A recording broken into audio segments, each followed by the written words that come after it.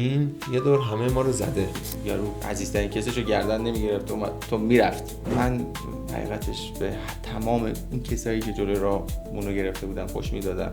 کار نیمه تمام داری، حواست باشه. تا رفتم پیشش اومدم ماسک کنم، گفت نده پایین. راستشو بخوای خیلی موقع تسلیمم. واقعا میگم که یکی از سخت ترین شغلای دنیاست. شلاق روح من بهش میگم. منم بعضی موقع شاکی میشم، میگم چرا مربی گرفتی؟ خودت که استادی. من چیزی از اون روز یادم نیست. هیچ وقت فکر نکنم هوش مصنوعی بتونه جای مربی رو بگیره، ولی میلا جون خیلی خوش اومدی. ممنون از دعوتت. خواهش میکنم. خوشحالم که اینجا عزیزی ما بیشتر، و خیلی خوشحالم که دعوت ما رو پذیرفتی و تشریف آوردی به برنامه. ممنون از دعوتت. آقا سنندجی رو من خیلی دوست دارم، یعنی تا الان هر چی دوست سنندجی داشتم خیلی باشون هم رابطه خیلی خوبی داشتم، هم خیلی باشون حال کردم. همیشه یه انرژی باحالی دارن، یعنی دارید. این خیلی برام جالبه. حالا اگه میشه برامون یه سلام کردی هم به ما هم به مخاطب بکن. اولا مرسی که لطف داری به خواهش ما. میکنم. کردی سلام خاصی خوشی چاک. خب میلا جون، جانم. میخوای یه معرفی از خودت داشته باش و به ما بگو که حالا تو چه رشته هایی سابقه ورزشی داری و اینکه از فعالیت های الان، چون میدونم که توی زمینه تنها فعالیت نداری. اگه میشه برامون یه خورده از اینا بگو و تحصیلاتت و حالا اون معرفی خودت. کاردان فوریت پزشکی هستم و دانشجوی دکترای تربیت بدنی و در حال انجام رساله‌ام هستم. تو رشته‌های مختلف ورزشی کار کردم که تقریباً اونایی که حرفه‌ای تر بوده، فیتنس و بدنسازی و کراسفیت و کوهنوردی و شنا بوده اینا، ولی خب بسکتبال و رشته‌های مختلفی کار کردیم. و چی پرسیدی دیگه؟ بیوگرافی خودت مثلا از خودت بگو. متولد چه سالی هستی؟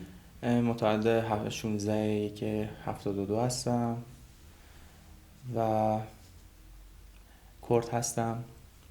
کرد سنندج. بله، کردستان سنندج.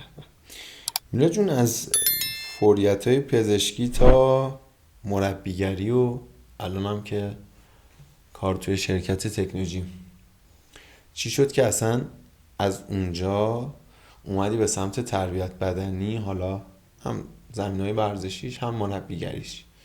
یه خورده از اینا برای ما میگی؟ ببین خب حقیقتش مهمترین چیزی که تو فوریت پزشکی مهمه اینه که آمادگی جسمانی خوبی داشته باشی، که از آیتمایی که خیلی مهمه. و همیشه علاقه‌مند بودم به ورزش و یعنی همیشه احساس کردم که یک رسالتی در ورزش دارم. بنا به علایقی که داشتم، حالا فوریت بیسش بود که بیس همون تربیت بدنی هم تقریبا میشه، چون پر از آناتومی و فیزیولوژی و خیلی چیزاست که بیس کارمونه. خاطر علاقت بوده بیشتر؟ بله. ولی میدونم که حالا همین کار فوریت‌های پزشکی، حالا همین در واقع میشه اورژانس دیگه. بله. خیلی شغل پر استرس و خیلی واقعا شغل سختیه. واقعا حالا فکر میکنم همه اینو میدونن و خیلی هم ازتون توقع بالا.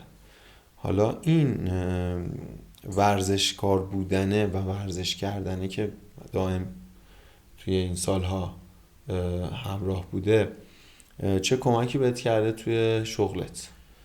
چون میدونم خیلی استرس داره و خیلی فشار روته. بیشک واقعا میگم که یکی از سخت ترین شغلای دنیاست. از کمخوابی، از اینکه شب بیدار بمونی، فشار جسمی، روحی، ذهنی و تک تک مأموریت‌ها جدیده، هیچ چیزی واقعا تکراری نیست. ولی خب ورزش اینجا باعث میشه که تو قوی تر باشی، مخصوصا وقتی که داری برانکاردو یا مریض رو جابجا میکنی. خب خیلی واقعا آمادگی جسمانی کمکت میکنه. خیلی موقع تو سی پی آر واقعا خسته میشی، یعنی 1 دقیقه شما دارید این ماساژ قلبی رو انجام میدید یهو خسته میشی، ولی همین ورزشه باعث میشه که تو شاید تا نیم ساعت هم بتونی که این ماساژ قلبی رو انجام بدی. باعث میشه که شبا انرژیت بیشتر بشه، تو خوابت تاثیر داره. واقعا به نظر من که مهمترین عامل برای کسی که تو اورژانس، آتش نشانی و کارهایی که امدادیه، همین آیتم آمادگی جسمانیه. گفتی سی پی آر، من دوره نجات غریقو که داشتم میگذروندم توی امتحانش، خب موقع فکر میکنم 21 سالم بود، یادمه که ما غریق نوع 1 و 2 و 3 و اینا داشتیم. حالا اون غریقی که نیاز داشت ما بهش سی پی آر بزنیم، خب آدم اون لحظه خیلی استرس داره. ما حتی با بچه های خودمونم که از همون امتحان میخواستن بگیرن، یه جوری بود که انقدر ضربانمون میرفت بالا، همین بحث خستگی که میگی، اصلا خودمون انگار خودمون نیاز به سی پی آر داشتیم. یعنی یه فشاری به آدم میاد، اصلا واقعا من پیش خودم میگفتم اون لحظه که واقعا با یه غریقی برخورد کنم که بخوام اینو احیاش کنم، اون لحظه اصلا شاید یادم بره بخوام چیکار کنم. تو امتحان خیلی ها میمدن، واقعا سی پی آر یه بخشی بود که بیشترین ردیو داشت نسبت به حالا اون آزمون عملی که داشتیم و تئوری که بود، به خاطر همین بحث استرسش و اینا بود. تازه اصلا غریقی نبود، یکی از بچه‌ها حالا رندوم میومد، بله شبیه ساز بود و اصلا یه جوری بود که خیلی واقعا، حالا شما فکر کن خانواده اون شخصی که دارید احیاش میکنید اونجاست، استرس میدن، فشار به آدم میارن، خیلی مثلا اون لحظه واقعا به نظر من شاید فشارش کمتر کسی بتونه تحمل کنه. پس شما میگی که خیلی ورزش بهت کمک کرده. دقیقاً. توی بعد روانیش هم تاثیرگذار بوده؟ ببین واقعا نه، فکر کنم تو بعد روانیش آدم بتونه. میدونی چی رو میگم؟ مثلا اینکه روحیت رو بالاتر برده که بتونی مثلا این شرایط رو تحمل کنی و جا نزنی. ببین خب وقتی که ورزش میکنی خودت که میدونی دیگه یه سری استقامت‌های درونی هم بهت میدن. تو ظاهرا داری جسمت رو تقویت میکنی، ولی واقعا کنارش هم ذهنت هم روحت داره رشد میکنه. داری ریاضت میکشی، یه سری رژیما داری که داری خیلی چیزا رو کنترل میکنی. همین کنترل باعث میشه که ذهن قوی تری داشته باشی. 100% شلاق روح من بهش میگم. حالا برعکسش هم ببینیم چه جوریه. مثلا اون کارم رو ورزش تاثیر منفی گذاشته؟ راستش رو بخوای آره. یعنی خب شبایی که شیفتی نمیخوابی، خودت که میدونی حالا شب نخوابی، صبح میای مأموریت بدی بوده که یک هر حال مأموریت بدی بوده که هنوز اون حالا هواش آره، هنوز اون اتفاقاتی که افتاده، چی کار باید میکردم، چی درست بود، چرا اینجوری شد، خانواده‌شون، شوکایی که وارد شده، تا ساعتها با توه و تو فقط اینجا یک درگیری داری، یکم زمان میبره. حالا من بوده که واقعا نتونستم فرداش با کیفیت خوبی ورزش کنم، ولی خب همیشه سعیمو کردم دیگه. حالا گفتم همین ورزش باعث میشه که از اون حال و هوا در بیام. ولی واقعا اینو جدی دارم میگم، اون تایمی که با هم همکار بودیم تو باشگاه وایت، خب 6 صبح ما تو باشگاه بودیم دیگه، من اصلا نمیفهمیدم که تو دیشبش شیف بودی یا نبودی، چون تقریبا میشه گفت هر روزی که میدیدمت ورزش میکردی و با شاگردات هم که کار میکردی یا حالا تو فضای باشگاه که بودی، واقعا اینو نشون نمیدادی. حالا نمیدونم ظاهرسازی میکردی به خاطر اینکه خب بالاخره یه بخشی از حالا وجودمون رو باید ما ظاهرسازی کنیم که آقا مشکلات به ما غالب نشه. نمیدونم حالا اینجوری بوده یا نه، اینقدر روحیت بالا بود و اینقدر حالا توی این کار حالا تایم زیادی بوده که فعالیت داشتی که دیگه برات عادی شده بود؟ حقیقتش هیچ وقت عادی نمیشه. ولی خب همون ظاهر سازی است. خب من اونجا یه سری مسئولیت ها دارم، مربی دام باشه، خب شاگرد رو شاگرد تاثیر داره. بله. تو باید بهترین انرژی رو داشته باشی که به شاگردت منتقلش کنی. خب با اسپرسو و یه سری چیزا این انرژی رو سعی می‌کردم حفظش کنی و بالا آره. نگهش داری. بریم تو مربیگریت.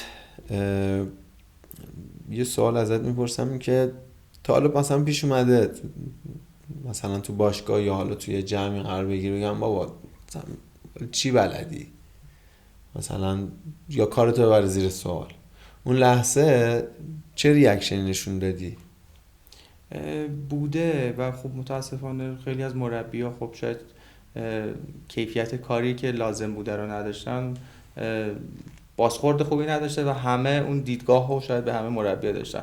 و من اگه جایی همچین ریاکشنایی رو نسبت به مربی‌ها ببینم، میگم احتمالاً اون آدم اینجوری بوده، بقیه مربی‌ها اینجوری نیستن. من با خودت همکار بودم و میدونم چقدر آدم با علم، با مسئولیت و خوبی هستی. لطف داری. و خب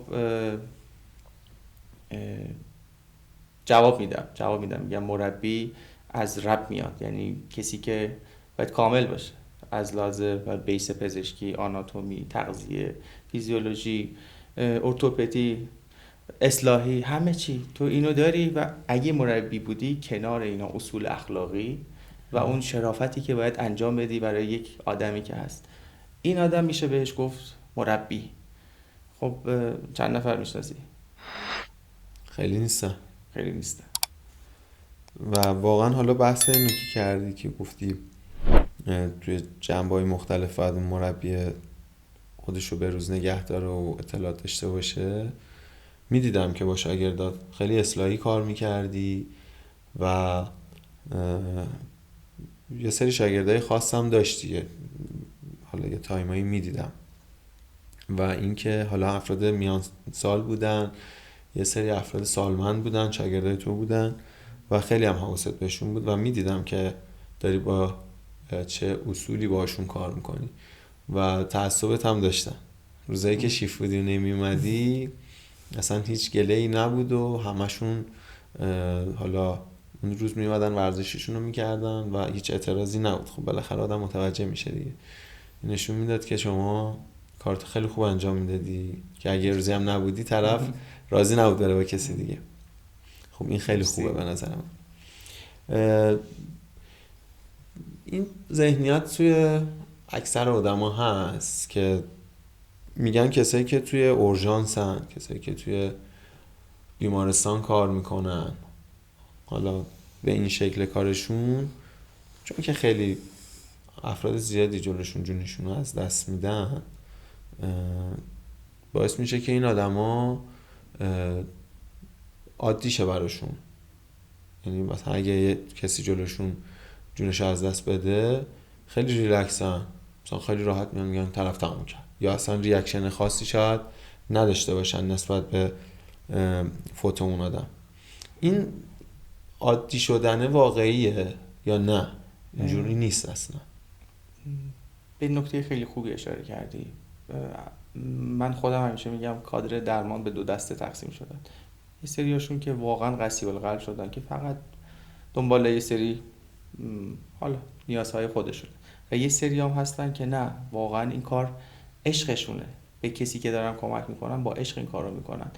و این آدم ها اگه تو اون لحظه داد و بیداد نمیکنن، گریه نمیکنن، دلیل بر اون نیست که بی تفاوته. اون مجبوره تو اون لحظه، مجبوری بهترین خودت، تو حالت خراب باشه، تو اونجا بهترین ورژن خودت رو داشته باشی، مدیر باشی، تسلط داشته چه کاری باید بکنم، چی درست ترین کاره.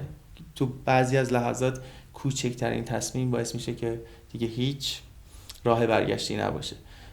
خب اون دقیقه ها رو من واقعا تجربه کردم. واقعا خیلی سخته که همون لحظه سعی کنی حالتو خوب نگه داری و کار درست رو انجام بدی. من فکر کنم خیلی جاها مغرضانه روی یه سری کادر درمان دارن قضاوت میکنن، ولی خب خیلی هم واقعا عاشقانه هست با این فشار کاری، با یه سری همه میدونن که کادر درمان توی ازشون اونجوری که باید قدردانی نمیشه. واقعا نمیشه. حالا یکم مصاحبه رو دراماتیک کنیم، یکم از تجربه مرگ بگو و اینکه من خودم هم تا یه قدمی مرگ، حالا به خاطر تصادفی که برام اتفاق افتاده بود رفتم، ولی خب من چیزی از اون روز یادم نیست، حداقل از ظهرش یادم نیست. بعدها هی نشستم فکر کردم یه سری، حالا اون مسیر رو رفتیم چون توی جاده شمال من جاده چالوس تصادف کردم، یه چیزایی یادم اومده بعدم، مثل تو فیلم ها واقعا یه طرف میره یه چیزی یادش میاد، من اینو تجربه کردم. ولی خب میدونم که خیلی برای کسایی که حالا اونجا هستن لحظه های سختی، هم برای اون کادر درمان خیلی فشار و استرس روشونه، چون خود من خواهرم تعریف میکرد که میگفت با بلانکارد که آوردن اینجوری که داشتن جابجات میکردن میبردن، حالا عکسی میگرفتن میبردن دوباره این و یه جابجایی داشتن، گفت دستات از بالا پاهاتم از پایین بسته بودن. گفت من رفتم اعتراض کردم، گفتم برای چی دست برادر منو بستید، دست و پاشو بستید، مگه چیکار کرده، مگه مثلا حالا مجرم گرفتید یا حالا اینجوری. گفته بودن که خانم این یه دور همه ما رو زده، برچی دلش خواسته به ما گفته. به خاطر شوکی که بهم وارد شده بوده هوشیاریم خیلی پایین بود. میگم اونا رو اصلا یادم نیست، ولی خب میدونم یه سری لحظات خیلی سختی رو دارید، حالا توی اون فشار و توی اون لحظاتی که بالاخره بالا سر اون کسی که حالا دقیقا نمیدونم چه کلمه‌ای براش به کار برم، اون بیمار یا اون کسی که نیاز به اون عملیات پزشکی داره میرسید، میدونم که خیلی فشار روتونه. واقعا هست. میدونی اولین مأموریتاتی که میری وقتی کسی که اکسپایر میشه، همون که میمیره، تو اصلا تا 24 ساعت به این فکر میکنی که چی بود، چرا مرد، یعنی همین. بعد یه سری سوالات فلسفی برات پیش میاد. من واقعا برام پیش اومد که من میگفتم من کیم، چیم، از کجا اومدم، به کجا قرار برم، چرا اینجام. و همیشه این سوال برام واقعا پیش می اومد و سعی می‌کردم که ببینم بابا ته من همینه، الان فرصتی که هست به چه نحوی به بهترین صورت بتونم ازش استفاده کنم. خب خیلی موقع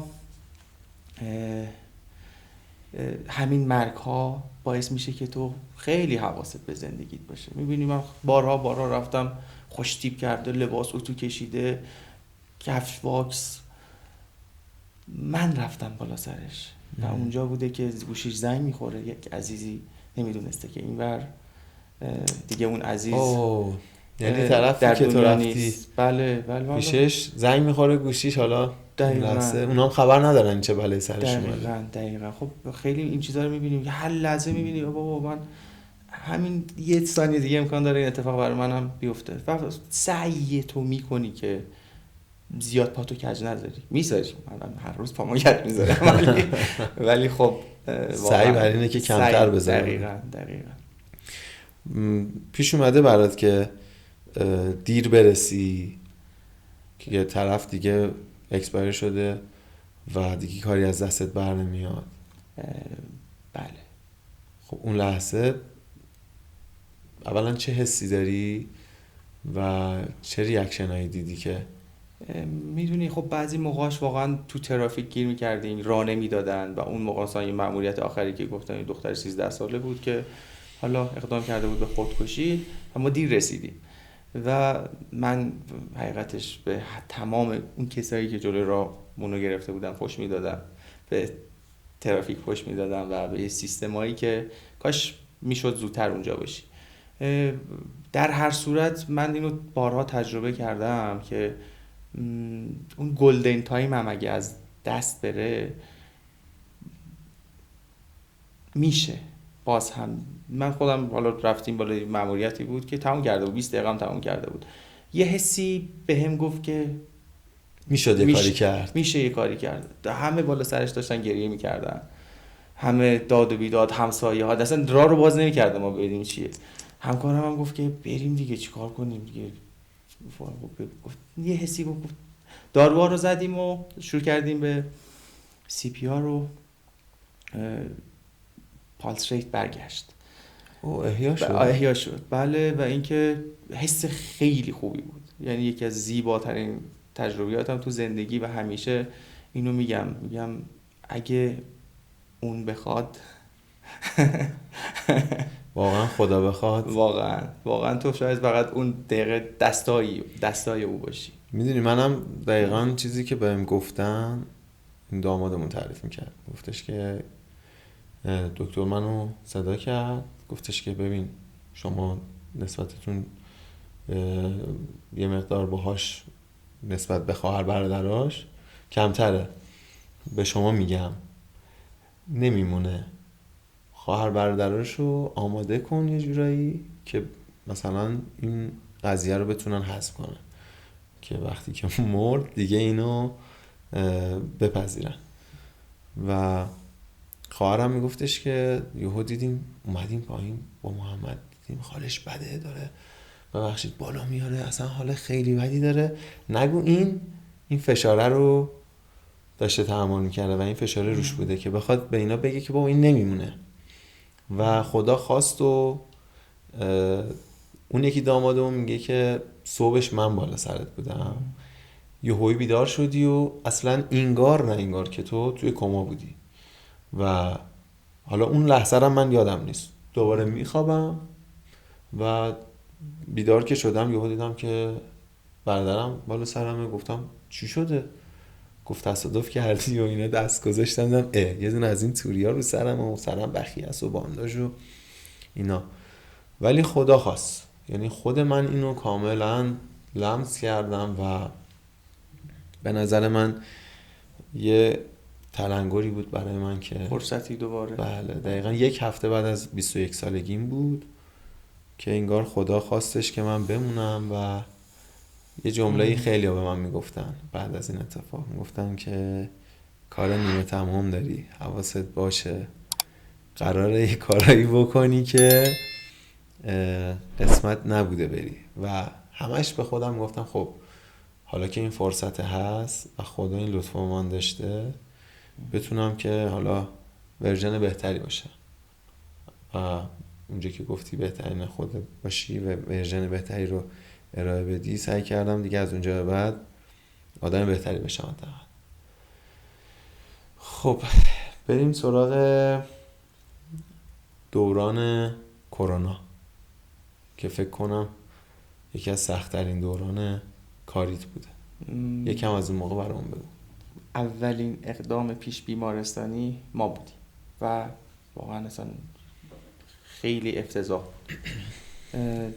دم به دقیقه مأموریت، همه میترسیدن. این مأموریتایی بود که مثلا برادر از برادر میترسید، ولی تو مجبور بودی که هنوز واکسن هم نیومده بود و دوران واقعا سختی بود. خیلی از همکارای عزیزم اون موقع از دست دادیم. خدا رحمتش. واقعا دوران سختی بود که هم فکر کنم یادمونه، ولی خب متاسفانه آدم فراموش میکنه. یه خورده از سختیش بگو. مثلا خودت اول نمیترسیدی که نزدیک یه بیماری بشی که خب میدونی در سر کرونا از دست رفته؟ ببین واقعیتش من اون موقع ها یه ذره چون ورزشکار بودم و سیستم ایمنی قوی داشتم، خیلی مثلا نسبت به بقیه یه ذره ظاهرا شجاعتر بودم، ولی خب یه چیزی بود که وجود داشت، یه چیزی بود که شوخی نداشت، یه چیزی بود که میدیدی، واقعا یه چیزی بود که از پا در می آورد و یه چیزی بود که من اون دوران خودم کرونای بدی گرفتم. اول که نگرفتم و همون موقع بود که من خودم اتفاقا یک تجربه نزدیک به مرگی رو من همون دوران تو دوران کرونا داشتم و اتفاقا تجربه خیلی قشنگی بود، ولی از سختیاش من میخوام بگم، نمیدونم از کجاش بگم، از اینکه مجبور بودی که بری جایی که همه ازش فراری، تو دل شیر میدونی، خب یارو عزیزترین کسشو گردن نمیگرفت تو میرفتی و اینکه خیلی هم بهمون میگفتن نکن چه کاری، چقدر بهت میدن، دو تا 4 تا میگم راست میگه، ولی خب میگفتی خب من الان وقتشه الان که من این وقتشه. کارو الان انجام من این بدم. همه خب کی بله. کی اه، اون موقع هم ما یه سری سعی میکردیم شجاعتا به خرج بدیم و دمتون گرم واقعا. خانوادت هی مخالفت نمی‌کردن؟ چرا راستش رو بخوای خب نگران بودن و همیشه میگفتن خب چه کاریه. قشنگ جنگ بود دیگه. دقیقاً. ببین الان مثلا اینجوری که داری تعریف میکنی، مثلا آدم میبره تو اون فضای جنگ که مثلا حالا خلبانا یا یه سری از کسایی که مأموریت‌های خیلی سختی میرفتن که اصلا احتمال برگشتشون خیلی کم بود و آدم اون لحظه مثلا توی فیلماشون نگاه میکنه یا توی خاطراتشون که گوش میکنه یا میبینه، میبینی که چه لحظه سختی رو اینو گذروندن. مثلا دارن میرن خدافظی میکنن و میدونن که برن ممکنه بر نگردن و شما هم دقیقا مشابه اونا بودید. شما میرفتید یه مأموریتی که میگفتی خب ممکنه برم، الان این ویروس به من منتقل شه و منم ممکنه مثل خیلیا، اونم انسانن ما هم انسانیم، ممکنه من بگیرم و منم از بین برم دور از جون. ولی خب این ریسکو به جون میخریدی و بهم بگو که اون کسی که حالش بد بود، حالا میدونم که نمیترسیدی، ولی اون کسی که حالش حالا بد بود و میرسیدیم پیشش ترسناکتر بود یا اون کسی که در سر کرونا متوجه میشدی که فوت کرده و میرسیدی بهش؟ ببین بیمارستان واقعا شلوغ بود، تک تک تختا پر بود، میرفتی حتی رو راهروی بیمارستان مریض بود، واقعا جنگ بود، واقعا جنگ بود. و اینکه تو میدیدی مثلا یه چیزی یه نفر رو نابود میکنه، اونی که میمرد حالا باز ما کاری نداشتیم، ولی اون که میدیدیم از ترس داره میمیره و التماس میکرد یه کاری بکنی براش، خب خیلی سخت بود و واقعا هم نمیدونستی باید چی کار بکنی. خب کارهایی که به ما میگفتن رو انجام میدادیم، ولی خب هنوز واکسنش نیومده بود، هنوز خیلی چیزا اصلا کسی نمیدونست که قراره واکسنی بیاد. حالا بعد از اونم که واکسن اومد واقعا تو کشور ما خیلی دیر اومد. خیلی هم بعد از اینکه واکسن اومده بود ما هنوز واکسن نداشتیم، خیلی از آدمای ارزشمند از بین رفتن. حیف شد واقعا. ولی خب به نظر من جنگ جهانی سوم دوران کرونا بود.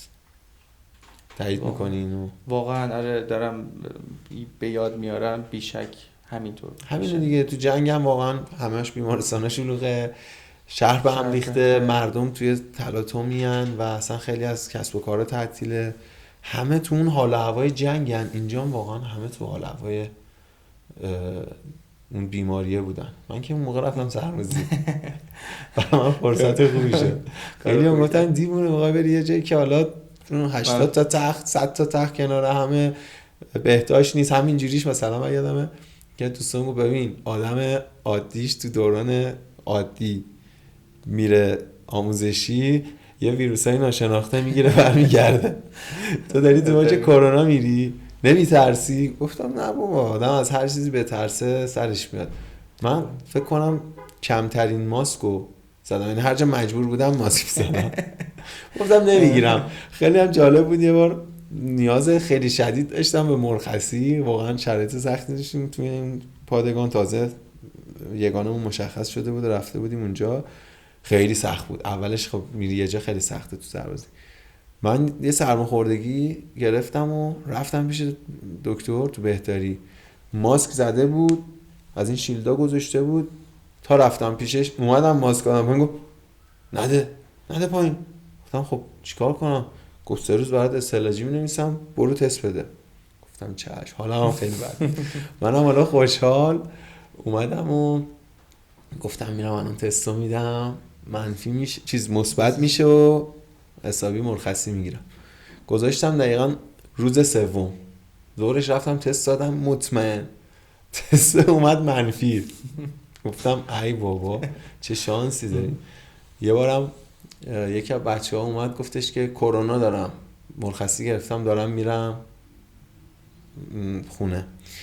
یادم نمیره این میدوید 20 نفر آدم دنبالش میدویدن اینو بگیرن باهاش دست رو بوسی کنن همشون کرونا بگیرن معمول استعلاجیش، چون 2 هفته میداد خیلی حال میداد. یعنی موقع اون مرخصیه واقعا هر کی که میگرفت بعدش میاد میگفت حسابی بهم چسبید. ولی خب میگم یه دورانی بود که خاطرات تلخش خیلی بیشتره و اصلا بعد از اونم یه ذره همه چی ریخت به هم. دنیا به نظر من هیچ چیزی 100% به شرایط قبلیش برنگشت. من باهات موافقم تا حدودی. یه کارهای مثبتی داشت، یه کارهای منفیش که حالا ظاهرا خیلی چیزاش منفی بود، ولی خب باعث شد که یه سری چیزا یه تلنگری توشون بشه. همین یه سری کسب و کار آنلاین تر شد، یه سری مثلا بیزینس ها، ایلان ماسک تمام کارخونه هاشو مکانیکی و روباتیک. بعد اتفاقات خوبی بود حالا از اون لحاظ داریم میگیم، ولی خب بستگی داره که به چه دیدی بهش نگاه کنی. میلاد تو هم داری خب درستو تمام میکنی برای همون کارهای رسالت و اینا، همین که تو اورژانسی هم مربیگری میکنی هم توی شرکت تکنولوژی چجوری اینو رو هندل میکنی؟ اصلا کی میخوابی؟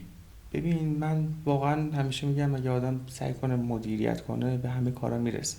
حتی من واقعا تو این قضیه خیلی موقع درست مدیریت نمیکنم. راستش رو بخوای خیلی موقع تسلیمم، یعنی همه چی رو یکی دیگه داره میچینه، ولی خب همه چی خدا رو شکر جوری چیده میشه که من به تک تک کارام میرسم. یعنی الان که دکترام دیگه تقریبا تموم شده، فقط مونده که دفاع کنم که انشالله اردیبهشت تمامه. حتی قصدم اینه که تمام میشه. و کارهای دیگه هم که خب کار اصلی من و مرکز من همین تکنولوژیم، شرکت کاروویژنه و اونجاست که به هر حال واقعا اونجا اینقدر همه چی درسته و با عشق کنار اون میشه به همه کارام برسم. یعنی مربیگری که دیگه اونجا جزئی از پایه ترین کارهایی که میکنم که میشه انجام بدم. اورژانس هم خب شیفتامو خیلی کمتر کردم و توی برهه‌ای خیلی فشار زیاد بود که اون موقع مجبور بودی کلاساتو بری، کارتو داشته باشی این وقت، مخصوصا دوران باشگاه انقلاب که با هم بودیم با ایچی. ولی خب الان خیلی اوضاع استیبل تر شده، الان واقعا همه چی نظم خاص خودش شده، زیاد اذیت نمیشم. خوابم نه زیاد نیست، یعنی کسایی هم که منو میشناسن میدونن که من واقعا ته خوابم 5 ساعت و نیمه، بیشتر از 5 ساعت و نیم نمیخوابم و 5 صبح میزنم بیرون تا پاسی از شب. ببین خب تو ورزش تغذیه و خواب خیلی مهمه دیگه. خیلی هم تو این قضیه حتی ورزشکارای حرفه‌ایش خیلی جاها مشکلی که میخورن یه بخشش به نظر من همینه. بله. یکی از این دوتاست. یه روز عادی تو واسه ما میگی تغذیه تو حداقل؟ ببین من خیلی روی رژیم فستینگ علاقه دارم، واقعا علاقه دارم و معتقدی؟ و خیلی هم واقعا بهش معتقدم. معجزه دیدم هم تو کسایی که خودم بهشون تجویز کردم، هم حالا با مقالاتی هم که تو دکترا باش سر کله دارم، حتی خودم دارم روش کار میکنم بیشتر روی فستینگ. حالا خیلی قبول نداره، هر کی راه خودشو بره. من خودم رو خودم انجام دادم، رو کسایی که باهاشون سر کله دارم انجام میدم و رژیم فست رو دارم. حداقلش 16 ساعت در روز فستم به جز آب و قهوه، چیزی که انسولین رو ترشح نکنه رو میخورم و اینکه صبح 6 تا 10 مشغول مربیگریم و خودم اون تایم ورزشم رو میکنم. بعدش که میرم شرکت تا ساعت 6 و در هفتم تقریبا الان شیفتامو کم کردم، 24 ساعت کمتر به اورژانس میرم. حالا مسابقات مهمی باشه جایی باشه که زیاد فشار کاری رو نباشه و اینا رو میرم. خب غذا تو چی کار میکنی؟ غذا هم که بعضی موقع که خیلی گشنمه حقیقتش میرم بیرون میخورم، حوصله ندارم دیگه برم خونه آشپزی کنم. خب چی میخوری بیرون؟ بیشتر سعیم پروتئینه و پروتئین و چربی براون فت و چربی قهوه‌ای و پروتئین و با فیبر. کربوهیدرات تا کربوهیدرات ساده رو خیلی محدود کردم و پیچیده بیشتر مصرف. آره دقیقاً. تغذیه هم آره همینه اصلا، غذای پیچیده و چند قندی. دقیقاً. بعد مثلا امروز مثلا فرض کن یه خورده فشار کار زیاده، نرسیدی غذا درست کنی، حوصله‌ام نداری، تایمش هم نداری، شرایطش نیست، میری بیرون سراغ چه غذایی میری؟ اون چیزی که سفارش میدی به اون بگو. اگه فست فود باشه که سوخاری میگیرم، ولی خب نوناش و اون چیزایی که روش رو کامل میکنم. اگه به کباب اینا دسترسی داشته باشم، جوجه کباب یا کوبیده و آره دیگه اینا رو بیشتر میخورم. آره. تو خب میدونم که باشگاهی که بودی و الانم هستی باشگاهی که خیلی مدرن بودن و خیلی تکنولوژی توشون واقعا پررنگ بود. تو خودت فکر میکنی که در آینده نقش مربی به خاطر پیشرفت تکنولوژی و هوش مصنوعی دیگه کنار گذاشته بشه یا نه فکر میکنی که این اتفاق نمیفته و باید حتما اون مربی حضور فیزیکی داشته باشه و باشه؟ به نظر من هوش مصنوعی بهترین دستیاره برای یک مربی خوب و اینکه خیلی تونسته کمک کنه به حیطه مربیگری، مخصوصا دستگاه تکنولوژی آخرین پزشکی ورزشی‌ها و آخرین حتی توی زاویه‌هاش به آخرین متد روز دنیا روشون اجرا میشه و خیلی چیزا آماده است. خب من چرا نیم از این استفاده کنم، خودم بیام 2 ساعت فلان کنم؟ خب هست، ولی خب اینجام یه مربی میخواد که بتونه از این استفاده کنه. هیچ وقت فکر نکنم هوش مصنوعی بتونه جای مربی رو بگیره، ولی مربی که مربیه، نه این مربیایی که خودت میدونی و من به اونو میگم مربا. آره دقیقاً. جای 95% مربی‌ها رو میگیره. 5% از مربی‌ها با هوش مصنوعی میتونن بهترین خدماتو ارائه بدن. پس میگی این ارتباط انسانیه باید حفظ بشه. بله. یکی از خاطرات تو به ما بگو از عجیب ترین شاگردت و اینکه اصلا کسی بوده که بگی بابا اصلا از این ورزشکار در نمیاد. آره خیلی سرکله. یه مثال برام میزنم، اسمش شخص نه ولی حالا هواشو و اون خاطراتشو واسه اون بگویم. میدونی خب خیلی‌ها که میان باشگاه حالا یه عمر ورزش نکردن دیگه، حالا میخوان توی بازده کوتاهی چیزی رو که میخوان بهش برسن. حالا یه سری‌ها که میان کلاً آسیبن دیگه، یعنی این یه سری کارا رو نکنه بیشتر به نفعشه تا یه سری کارا رو بکنه. اصلا من اونجا نمیذارم که مثلا یه سری کار بکنه، من فقط میگم آقا شما باید 3 ماه فقط بشینیم باهات اصلاحی کنیم تا یه سری چیزا درست کنیم، بعد بالانس چی بتونی شروع کنی. دقیقاً. خب اینجا خب خیلی به مشکل میخورم. این آدما خب متاسفانه زیاد صبور نیستن، میخوان بعد یه هفته مثلا چیزی که میخوان بهش برسن و منم بعضی موقع شاکی میشم، میگم چرا مربی گرفتی؟ آقا خودت که استادی برو 3 تا 12 تا بزن، کاری که همین. من شاگردام دخالت میکنم، میگم که میخوای شما بگو من چی بزنم. میلاد بهترین لحظه ای که توی زندگی ورزشی تو حالا زندگی کاریت تجربه کردی چی بوده؟ کدوم لحظه بوده؟ راستشو بخوای من خیلی ریسکا کردم تو زندگی، خیلی چیزا رو از دست دادم، خیلی چیزا رو آگاهانه. حالا نمونهش همون باشگاه انقلاب که با هم بودیم که خیلی آرزوشونه اونجا باشن و خیلی از جای دیگه. بهترین اتفاقی که برای من افتاد واقعا این بود که رفتم توی تکنوجیم و شرکت کاروویژن.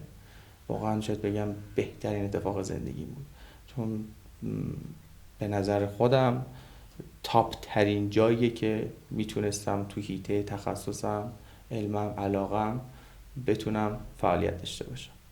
بهترین اتفاقم تو حیطه ورزش همین همکاری با کاروویژن و تکنوجیم. چرا که پایدار باشه و مرسی. به جای خوبی برسی و ما هم یه روزی بیایم باشگاهمون رو با دستگاه شما تأسیس کنیم. انشالله. میلاد، حالا چون کرد سنندج هستی اینو ازت میپرسم. بین کردها خیلی ورزشکار خوب داریم و حالا تو رشته‌های مختلف. چه چیزی توی فرهنگ این کردها هست که باعث میشه اینقدر عملکرد ورزشیشون بالا باشه؟ بعد خودت هم این تأثیره رو تو خودت دیدی؟ راستش رو بخوای آره واقعا هم همینه. اصلا جدا از اینکه من کرد هستم و با تعصب بخوام حرف بزنم، واقعا ورزشکار ژنای خوبی داریم. کسایی داریم که واقعا ذاتن پهلوونن.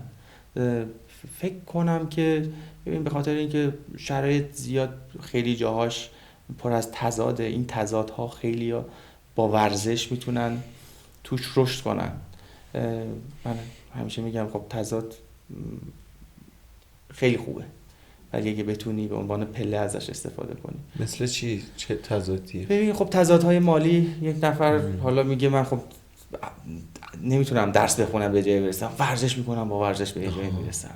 یه نفر خب میبینه من که دارم هر روز مثلا چند کیلومتر کوه بالا میرم، خب چرا نرم اینو توی فعالیتی انجام بدم که حداقل یک افتخاری باشم برای خودم، شهرم، کشورم و این اتفاقات. کردها واقعا خیلی هاشون اصلا خودشون خبر ندارن، دارن روتین زندگیشون رو انجام میدن، ولی ذاتاً هر روز دارن ورزش میکنن. اصلا کوله برا واقعا اصلا موجودات عجیبیه. دقیقاً. و واقعا من یه کسی رو دیدم گفت من کوله بری میکردم و اصلا به ظاهرش نمیخورد، چون همیشه لباسای گشاد میپوشید و اینا. 2-3 روز پیش منو فالو کرد. میلاد حالا میرم تو پیجش بهت نشون میدم. بدن این بشر رو باید ببینی، واقعا باید ببینی. اصلا اینقدر این بدن خاصه و اینقدر زحمت کشیده که اصلا انگاری که واقعا این یه بدن پرو میمونه، انگار که واقعا یه ورزشکار حرفه‌ای رشته بدنسازیه. و اصلا پاهای قوی، پاهای کات، حجم خوب، بالا تنش همینطور، کیفیت بدنش بالا، دیتیل بالا. و واقعا اونجا بود گفتم بنازم واقعا این کردا چقدر خوبن. حالا من همیشه با خودم گفتم انگار که آدمای جنگجویی ان، آدمای غیرتی ان، نسبت به خودشون هم این غیرت رو دارن و کم نمیارن. به خاطر همین همیشه تو ذهنم این بوده که کردا اینجوری ان و به خاطر همینه که اینقدر ورزشکارای خوبی ان. بیشک به تاریخ نگاه کنی این تاثیرگذار بوده روشون. کردها من مخالف اینم که حالا بگی همشون جنگجوان. خب بخواست ناچاری بوده. خب 8 سال با عراق جنگیدن، خب مجبور بودن از خاکشون دفاع کنن. و حالا به قبل ترش هم برگردیم، همینطوری بوده. خب این یک روتینی بوده که یکی از آیتمای جنگیدن برای مرد اینه که توان بدنی خوبی داشته باشه، چابکتر باشه، سریعتر باشه، بهتر ضربه بزنه، کمتر بخوره. ولی خیلی مهربونن. حتی صدام برگشته بود گفته بوده که اینو موثق میدونن. گفته بوده که اگه واقعا جای گیر کردید به کردا پناه ببرید، به کردای ایران پناه ببرید. اینا دست به سینه‌تون نمیزنن و ازتون حالا حمایت میکنن، نه حمایت چیزا، یعنی بهتون پناه میدن، یعنی مثلا نمیذارن تو اون شرایط بمونید. توی زندگی شخصیت حالا با زندگی ورزشیت کلا آدم سختگیری هستی؟ برای خودم آره، ولی خب برای حتی شاگردام نه. شاید اونجوری که به خودم سخت میگیرم برای بقیه سخت نمیگیرم. آره خیلی، یعنی بیشترین جنگ و سختی که من دارم همیشه با خودمه و بعضی موقع واقعا خوب نیست. واقعا خوب نیست. میخوای برنامه‌ت برای آینده چیه؟ میخوای مهاجرت کنی یا میخوای بمونی؟ حقیقتش یه سال پیش شاید کمترم برنامه‌م این بود که مهاجرت کنم، ولی خب فعلا چون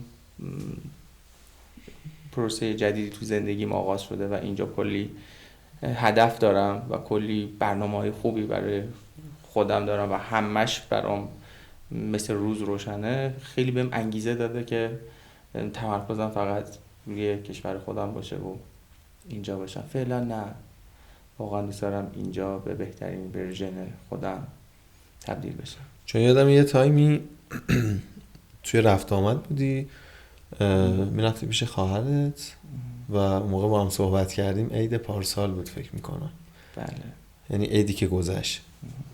گفتی که آره عمان اونجا شرایطشو دارم که برم و خواهرم هم اونجاست. بعد من گفتم خب قطعا میره دیگه، حالا رشته‌های ورزشی هم بالاخره یه جوری هن که تو مهاجرت خیلی راحت تر میتونن هم اقدام کنن هم اونجا جا بیفتن. گفتم قطعا میری و حالا اینکه میخوای بمونی جای خوشحالی داره واسه من، چون من واقعا دوست دارم و دوست ندارم که حتی به این کشورهای نزدیک بری. دوست دارم بیشتر ببینمت. مرسی. خب میلاد، ما یه بخشی داریم سوالات تک کلمه‌ایه. حالا ازت میخوام که حتی الامکان تک کلمه جواب بدی. بریم. قهرمان کودکیت؟ خواهرم. انگیزه؟ عشق. یه عادت خوبت؟ سحرخیزی. یه عادت بدت؟ خود سرزنشی. خوشحالی یعنی؟ خانواده. یعنی کنار خانواده بودن؟ بله، کنار خانواده سلامتی. غذای مورد علاقه؟ قرمه سبزی. سخت‌ترین تصمیم؟ دل کندن. ورزش یعنی؟ ساختن روح، جسم، ذهن. شاگرد ایدئال؟ شاگرد حرفه‌ای، شاگردیه که واقعا هیچ آسیبی نداره، با خیال راحت بسازیش. تکنولوژی یا تمرین سنتی؟ دوتاش با هم. یک کدومش؟ تکنولوژی. تکنولوژی داخل پرانتز تکنولوژی. تکنولوژی واقعا. اگه مربی نبودی چی میشدی؟ بهترین جایی هم که باید میبودم، ولی فکر کنم تنها چیزی که الان بازم دلم بخواد تجربهش کنم نجاریه. آره، نجار میشدم. موفقیت یعنی؟ خودشناسی. مرسی ازت، ممنون که وقت گذاشتی. چیزی هست که فکر میکنی بخوای راجبش صحبت کنی و ما بهش اشاره نداشته باشیم، یعنی من بهش اشاره نکرده باشم؟ مرسی از برنامه خوبتون، واقعا خوشحالم که اینجا هستم. مطمئنم که تو این اتاق، تو این استدیو قراره که اتفاقات خوبی بیفته در کنار شما و برآیند عالی پیش رو خواهی داشت، شک نداشته باش. و اینکه چیزی برای گفتن نه، تمام چیزایی که لازم بود پرسیدی. فقط اگه دلم بخواد چیزی بگم اینه که به همکارای عزیزم بگم که واقعا سعی کنیم با عشق کار کنیم. مربیگری واقعا سخته، که نگم که نشستی ورزش میکنی، واقعا مخصوصا برای کسایی که سنشون پایینه، 14 تینیجرن اینا، ما مسئولیم در قبال اینا، ما الگوی اینا هستیم. کنار این که قراره بدن خوب، ورزش، حالا تمام چیزایی که باید داشته باشیم، باید بهشون شرافت، مردانگی، عشق و یه اصولی از زندگی رو بهشون یاد بدیم. تو جامعه‌ای که همه درگیره یه روتینی که آخر هفته چیکار کنم، مثلا هممون میدونیم، بازش نمی‌کنم. و اینجاست ما اونجا رسالت داریم در قبال کسایی که پیش ما هستن و ما الگوشون هستیم. دوست دارم که هممون یاد بگیریم که یک سریا رو آگاه‌تر کنیم که وقتش که رسید حالمون خوب باشه. چیزی که فکر کنم لازم بود و گفتم دیگه، حرفی ندارم. مرسی ازت. امیدوارم که موفقیتتو همجوری که تا الان دیدم در آینده هم ببینم و بیشترم ببینمت. مرسی، همچنین. عزیزم. قربانت. ممنونم ازت.